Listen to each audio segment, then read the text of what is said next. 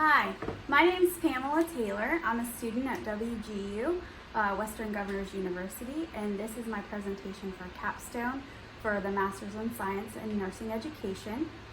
I will be talking today about improving diabetes education through the use of simulation.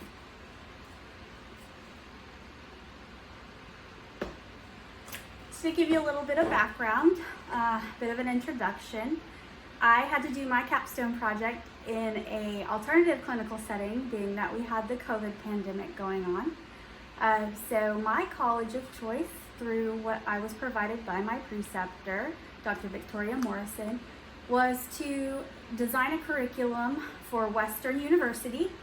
It's a baccalaureate program.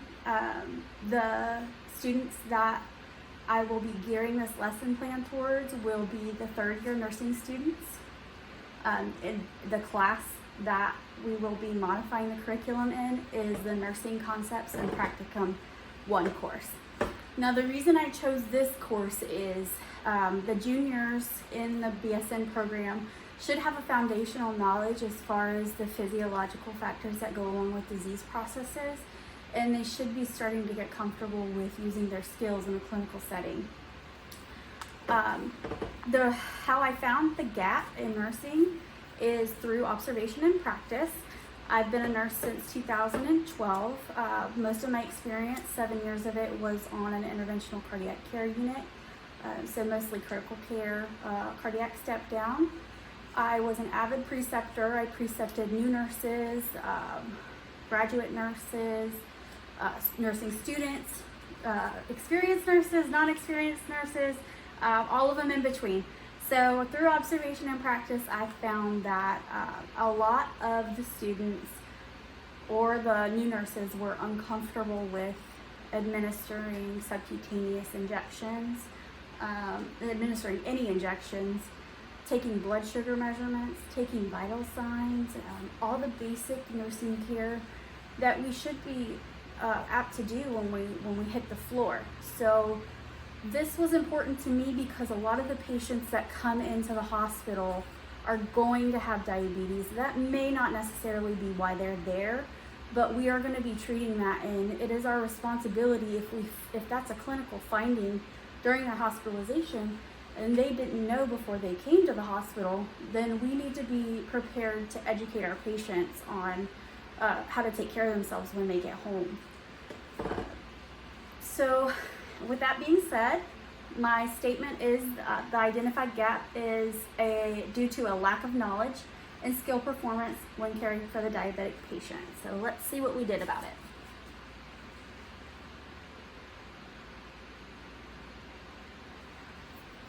So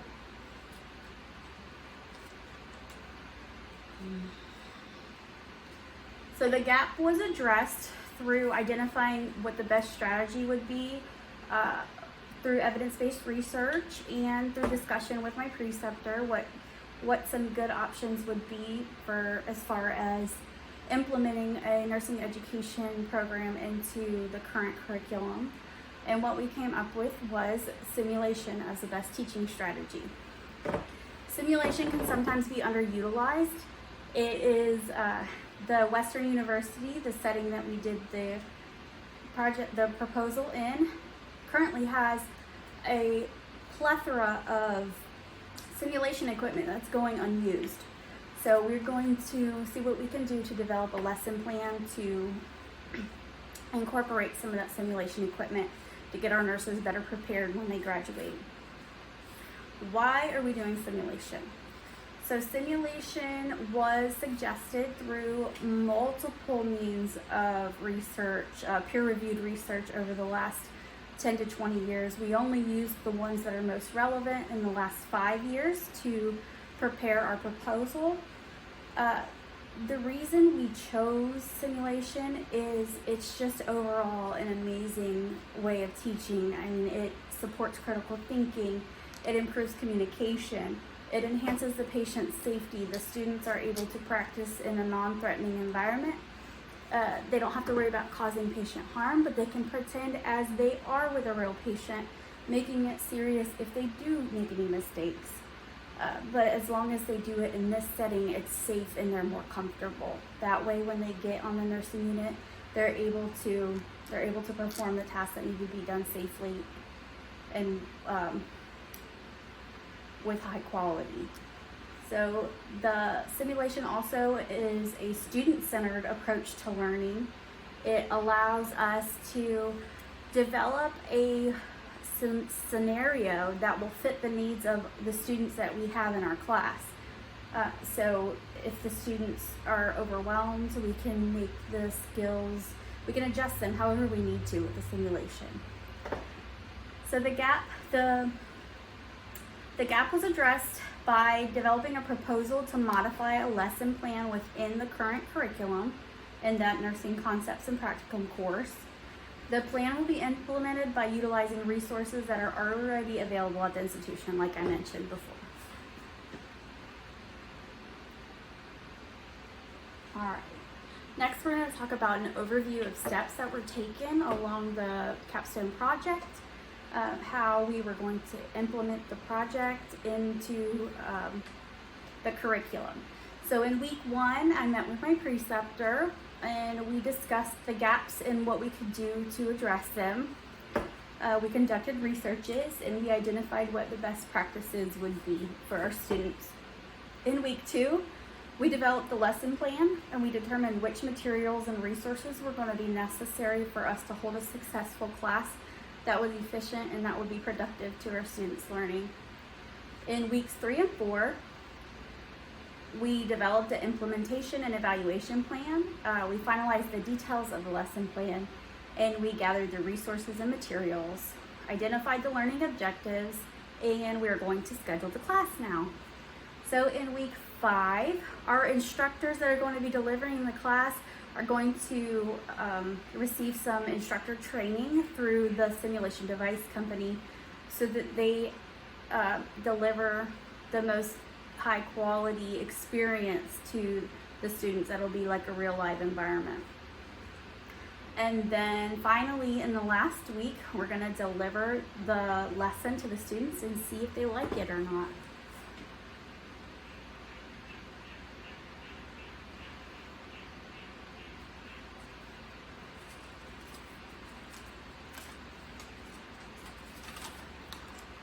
So our lesson topic is a comprehensive lesson plan utilizing multiple modalities of instruction developed to enhance knowledge obtained by nursing students in the care of the diabetic patient.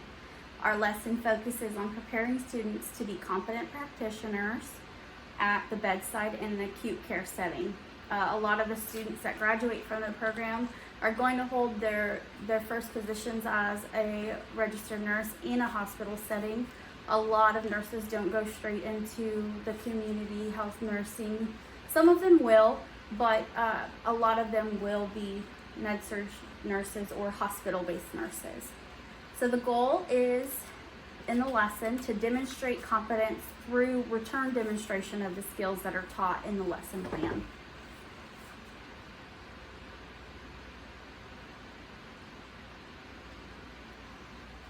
The learning objectives for our students, we're going to start with one of the competency statements.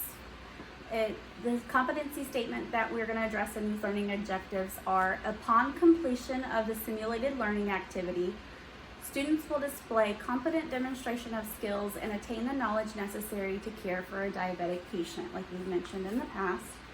And the learning objectives, what they need to know when they finish the course, they need to be able to do these things. The students need to be able to obtain a capillary blood glucose level using clean technique. The nursing student needs to demonstrate the ability to draw up an accurate dose of insulin by interpreting the provided sliding scale order. The nursing student administers subcutaneous insulin injections using aseptic technique and selects proper injection sites. Super important. A lot of the new nurses think the only place we can give insulin is in the abdomen. Well, a lot of the patients that come in the hospital really like it to be given in the back of their arm. They don't have to, they can be more modest in that way. We can teach about other sites that the insulin can be given, such as the leg. a lot of different rotation insights. The nursing student will also utilize therapeutic communication when teaching their patient about diabetes, and they will evaluate the understanding with the teach-back method. When our students are teaching our patients how to inject their insulin, how to take their blood sugar, what a normal blood sugar measurement is, what a normal hemoglobin A1C is, they need to be able to tell these patients the correct information and have the patient repeat it back to them so that they verify understanding of what they've taught them.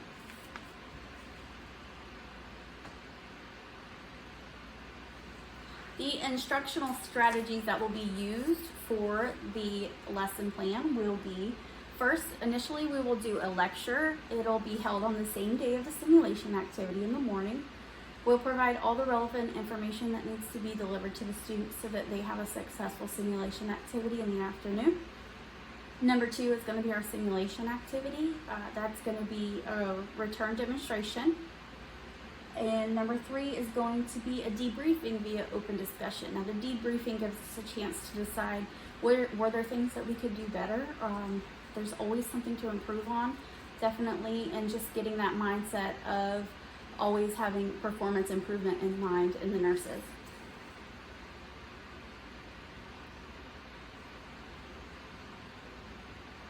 Some required materials, we're going to use 2 textbooks. One of the textbooks we will have the students, both of the textbooks the students will use before they come to lecture. They'll read the chapters assigned. The first textbook we'll use is Clinical Nursing Skills and Techniques, and this book is aimed towards letting the students get a basic understanding of how to draw up the insulin, how to administer the insulin, and how to check the blood glucose. The basic bedside skills that they'll need to know for the simulation.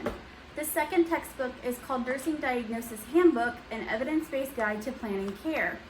Now this textbook is going to be useful throughout all the years of their nursing program, so that they can become familiar with patient-specific diagnoses for their patient, keeping in mind how to develop their care plan and how they're going to take care of that patient for the day. And we will try to incorporate some care planning at the end or at the beginning, whatever they want to do. But definitely keeping that in mind, that we need to consider what patient specifically we need to do to take care of that patient. Number 3 is we're going to need a glucometer with the testing strips and the lancets, even though we're probably going to be using a solution to monitor the sugars because we're dealing with a simulated patient. We're still going to need all those supplies. Also, we will need to utilize the interactive simulation equipment that is available to us in the skills lab.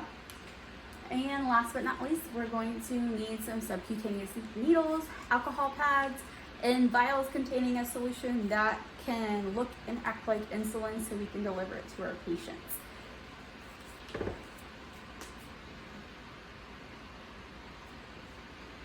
Alright, now these are going to be all of our outcomes that the students should know after their lesson plan. By the end of the lesson, nursing students will be familiar with normal and abnormal lab results as they relate to the diabetic patient, and consider the results in the formulation of their nursing diagnosis and care plan. Number 2, upon completion of the simulated learning activities, students will display competent demonstration of skills and attain the knowledge necessary to care for a diabetic patient, especially in this acute care setting. Number 3, nursing students will demonstrate the ability to properly read physician orders and perform accurate dosage calculation for the administration of subcutaneous insulin injections using the 5 rights of medication administration. We want to make sure that our patients are getting the right amount of insulin and we're putting it in the right place, that it's for the right patient at the right time.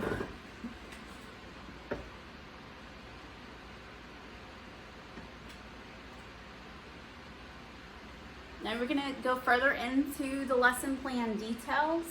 I just want to give an overview of the key concepts of everything that we're going to be addressing during this unit.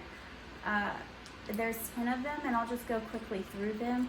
One is going to be medication safety and error prevention, and this relates to the objectives 2 and 3.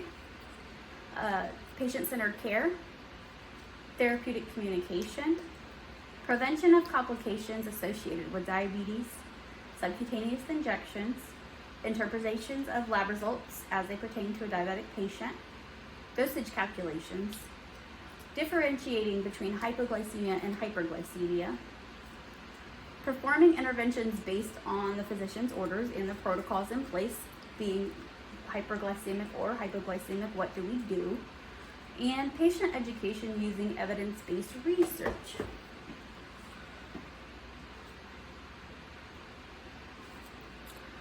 Further into the lesson plan details we spoke about when we were talking about our materials, there are going to be some required readings for the students to do prior to them coming to class. There will be a non-graded experiential activity, which will be our lecture in the morning. Students will have an opportunity to ask any questions they may have, and they also will gain a good foundation to be able to perform their skills in the afternoon. Our assessment is going to be through routine demonstration using a rubric with specific requirements that need to be met to meet competency. This is the authentic assessment piece is the bulk of our curriculum proposal. This is where we will use the simulation to address the gap in nursing education. And last will be a critical thinking activity.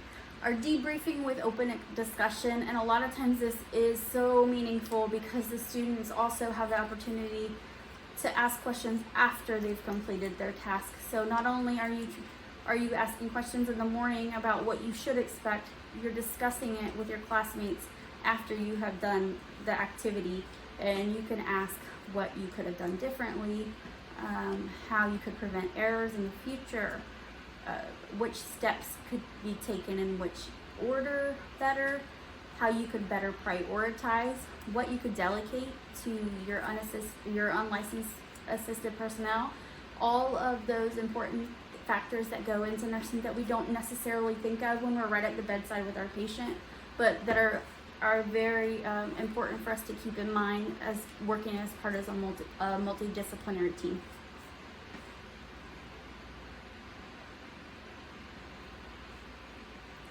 All right, success methods. Methods that will assist us in determining potential success of the proposal. These are things that are going to let us know, did we do a good job or not? If we have a lot of faculty approval, if we have the buy-in from all the instructors and they're all excited to utilize this nursing equipment, that will show success. Next is observation of the students. Are the students learning? Are they bored? Are they having a good time? Are they miserable? Basic observation of the students during the lesson plan will give us an idea of whether it's successful or not. Also, we can elicit some student feedback as part of our debriefing session in the afternoon. And student outcomes. Did our students meet their objectives? If they have met their objectives, then absolutely our lesson plan was successful. And also, does this plan have potential for success in developing similar courses in the future? Well, absolutely, because it's not only diabetes that we can teach during simulation. There's a million other things we can talk about, a million other scenarios we can establish in order to teach our patients.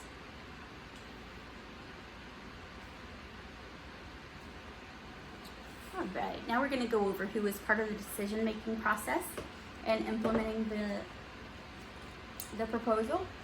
Interprofessional participants collaborated to enhance the proposal solution. Initially, we needed to get the approval of the curriculum committee. We had to present it to them, have the dean of nursing make a decision whether we wanted to move forward with implementing the curriculum. We had to gain approval in order to modify the course and in order to implement the lesson plan. We have to gain some support from the financial department, from Western University's financial department. They'll have to consider the costs and approve the spending. They'll also set the budget and provide us with financial support. This simulation device company, we're going to be at the mercy of their schedule of letting our instructors get the education they need in order to deliver the class successfully.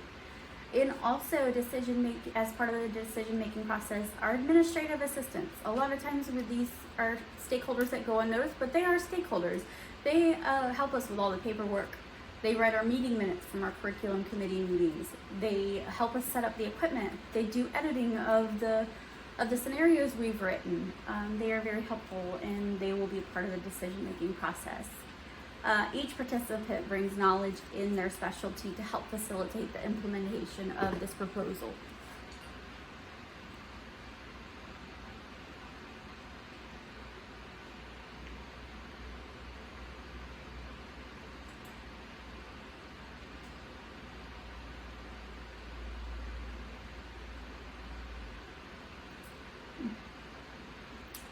Can I see that one? Successes.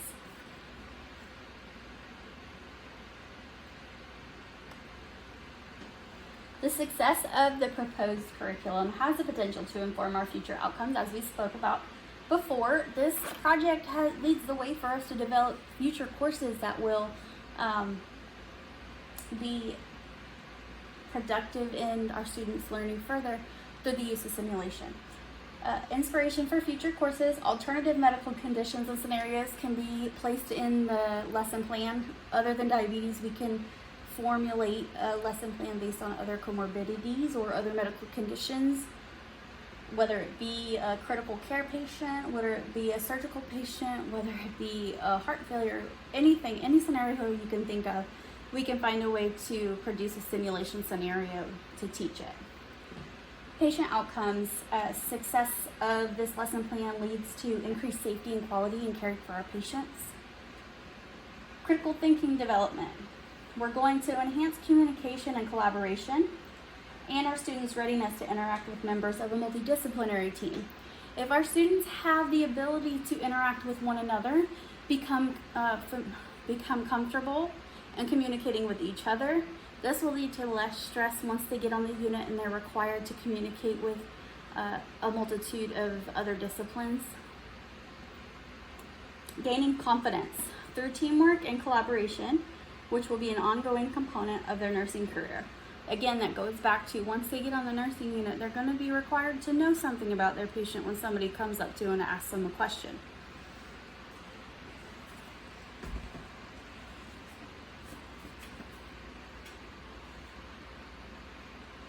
Challenges. Some of the challenges that we could encounter or have encountered. Resistance to change. A lot of times when we go to make changes, not everybody wants to change. People are resistant to it. Finances. We have to get approval from our institution's financial department, and if we don't do that, that will definitely be a barrier and a challenge to implementing the lesson plan. Time constraints. With only having 6 weeks to implement our course, we could struggle to get everything in place in order to deliver the course on time and as efficient as we might want to. If we're not well prepared, then that will be a barrier to our students' learning. Unforeseen circumstances. This one's really good because I had to complete my capstone during the COVID pandemic in an alternative setting. So that was an unforeseen circumstance, and this doesn't happen very often, but it shakes you up, and it's definitely a challenge. All right, as far as our organization, Western University, this will help. Our short-term goals will be educating the nursing faculty on the simulation equipment. They've had this equipment in place for some time and haven't been able to use it because they don't know how to use it. So that will be our short-term goal, to get our nursing educators educated on the simulation equipment. Promoting and supporting lesson plan development and implementation. Facilitating timely curriculum changes when the gaps are identified. So short-term goals, if we do find something else that needs to be addressed in the meantime, we can go ahead and address that and then not have to be next year's students that gain the benefit of learning something that was a gap. Long-term goals. Maintaining relationships. We want to definitely maintain a relationship with our simulation device company. They're going to be there for us when we have technical difficulties. We're going to need to expect upgrades in the future as technology advances. Also, financial forecasting. When we need to replace equipment, it needs to be thought about well in advance because this equipment is very expensive. Being receptive to innovations in technology. Technology is changing so rapidly. We will have such awesome simulation equipment in the future, maybe even artificially intelligent, super duper equipment that will be just like taking care of a real patient.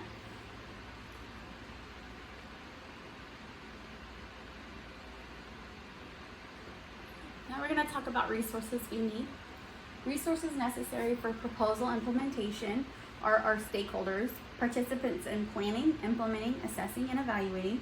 Those are the members of the team we talked about earlier, our Dean of Nursing, our curriculum committee. Our students are part of our stakeholders, our faculty is our stakeholders, the financial department, the organization, Western University itself. Financial support, mentioned that a couple times. Simulation equipment is very expensive. Luckily, the university already has this equipment in place, and it is innovatively relevant. Time will be on your side.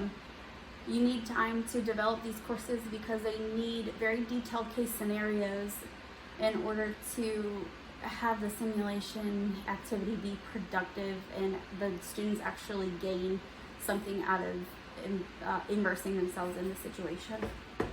Materials, definitely need materials.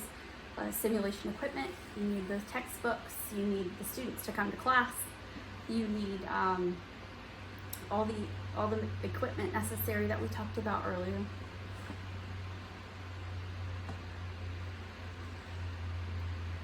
Finally, so we get to our MSN outcomes. I am so excited to present this capstone project to you and talk about some of the MSN outcomes that informed my project. They helped in deciding what was relevant, what wasn't relevant, and we incorporated these throughout the plan through the proposal. So out of the 9 Master of Science in Nursing program outcomes, 2 were specifically relevant to this project. The 2 objectives which were most relevant to the development of this project that promotes the development of curriculum rich in simulation and are outcomes number 1 and number 9. So number 1, employ appropriate patient care technologies and information management strategies to improve quality care outcomes. And number 9, provide oversight and guidance in the integration of technology to manage care, identify performance measures and standards that improve quality and safety outcomes.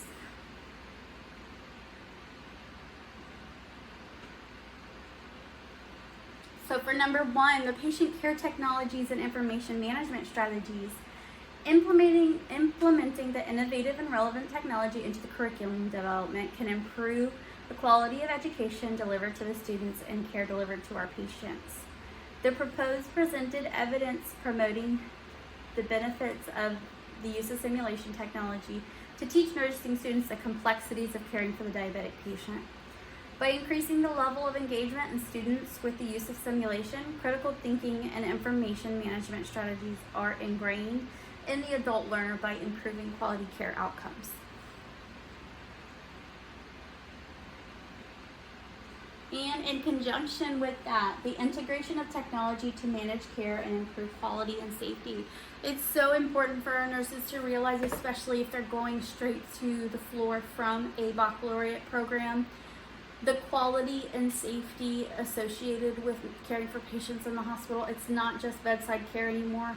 Our nurses are becoming responsible for more and more activities that have to do with quality, being involved in the policy and procedure, being improved and implemented in the hospital, and being aware of which quality measures they need to be on the lookout for, and also keeping an eye out for any way to improve performance and improve safety so that we reduce the harm to our patients. So quality and safety outcomes are the fundamental premise behind the lesson plan proposal in this capstone project.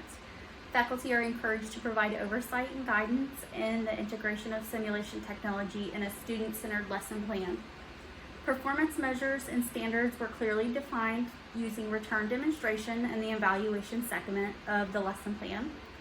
These strategies used in the development of this capstone project clearly take into consideration the outcomes of this Master of Science in Nursing learning objectives. That concludes my capstone presentation. I just want to go through, there are some references that you can see. These are all the references I used to inform my project, not just the ones for the presentation, but also for the project itself, the capstone paper associated with the presentation. And also some acknowledgement. I want to give my utmost thanks to my first course mentor, or my course instructor, first and foremost, Dr. Victoria Morrison. She went above and beyond by taking the role of preceptor as well as course instructor, which was very helpful, and I'm so thankful to Western Governors University for their flexibility in what's going on in our world today. Second, I want to acknowledge my course mentors. Oh my goodness. So initially, my first mentor, Cassandra Walter, I love her. She is amazing. I want to thank her so much for helping me every time I had monkey mind and helping me get rid of my procrastination monkeys. Also, Amy Porter, she took over for Cassandra when Cassandra got her promotion, and Amy has been nothing but supportive, reaching out via phone, via text message, via email. She's just always involved, and I really appreciate that. And finally, I want to thank my family for all the support that they've given me. My husband, Shane, I wouldn't have been able to do it without his help. And also for my children, who without them, none of this would even matter. So I thank you for watching my capstone project, and I hope it will inform some future course development for our nursing students at the university level so that they can care for their patients appropriately when they graduate.